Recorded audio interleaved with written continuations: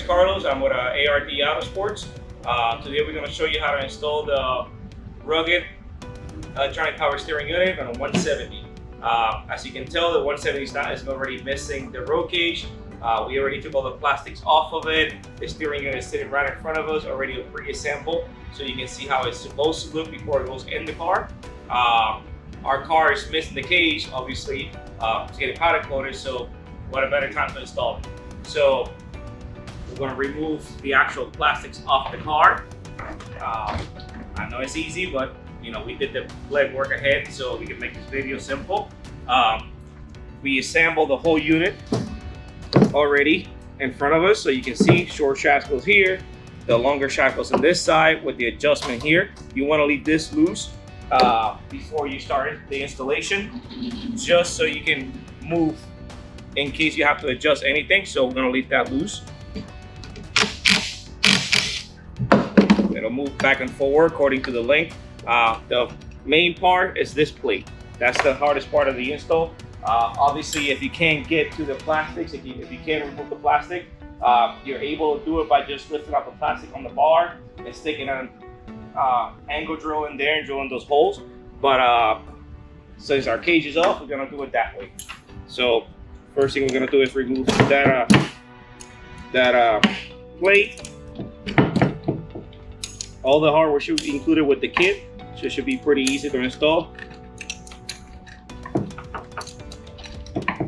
if I can fit a tool in there.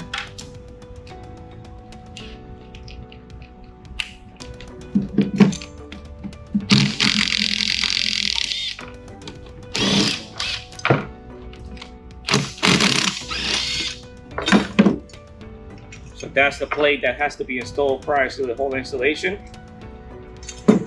So we start with this.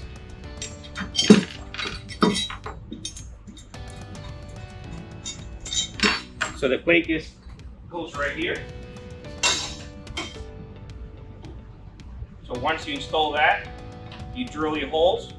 Once you drill the holes, the 3 bolts will actually go through there and bolt in the unit. Obviously our holes are already drilled, but that gives you a basic idea of how the unit needs to be installed. The unit is also going to come with a small harness. It's also going to come with a small ECU that we have mounted here, and I'm going to show you shortly. But once you get that installed, this whole unit should be able to drop in. It might be easier to do it without the actual steering wheel itself, but I have done them both ways. I've done them with the whole and without the steering wheel. So I'm gonna do the easy way so you guys can see it. So obviously you want to make sure your steering rack is in the center position. I already marked mine, so I know where to go. So this should be a lot easier. Also, you have to drill the actual hole on the firewall a little bit bigger. I kind of put this unit in here first, and then I was able to look at it and mark where it needs to go. So if you actually put the unit without the lower shaft, you can actually see how the unit actually points a little bit higher, and that's where you have to cut the plastic around it in order to further fit. So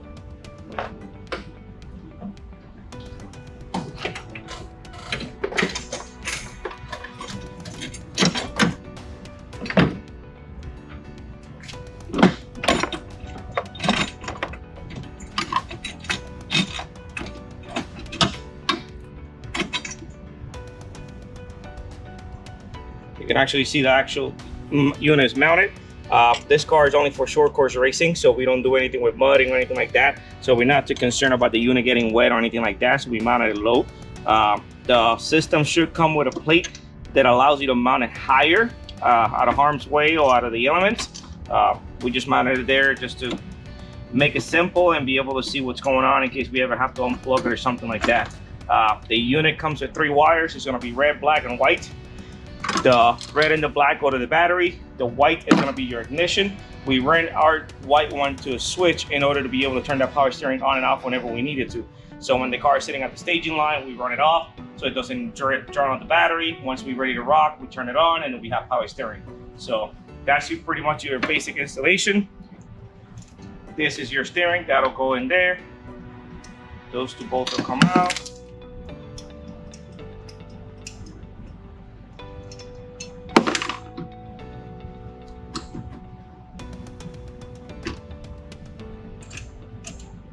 So that takes care of your steering.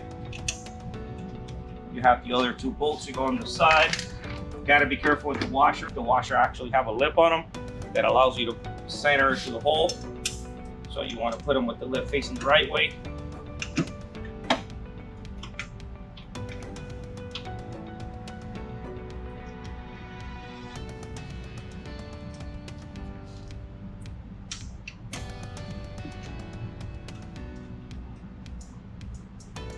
That's the steering unit. Everything, obviously everything is loose, but you know, you can tighten everything with nuts and washers. Then on the bottom here, you'll be able to see the rest of the unit where we have to trim the plastic in order to fit. So we went a little bit higher. That will go to the actual steering unit itself.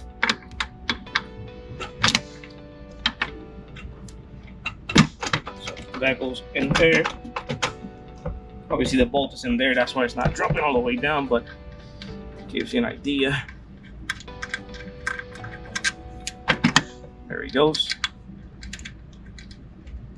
So it's all connected. Don't forget to tighten that bolt as well. That's your sliding adjustment that allows the shaft to go in and out according to where you mounted it. Then you have the 3 bolts there. You have to put nuts and washers on those. That's the adjustment on the thing, and then everything can go back together. We ran our power and ground all the way through here, and it drops down to the center of the car, and it comes out with the factory harnesses, and with the factory wires come through, and it bolts into the battery. Then the other wires, we kind of tuck them up here and keep them out of harm's way. And like I said before, the white wire, which is your ignition wire for the system, we run it into a switch so we can turn the system on and off. If you're, you know, short course racing like we are, we like to keep be able to keep control of the unit and be able to turn it on and off whenever we want to.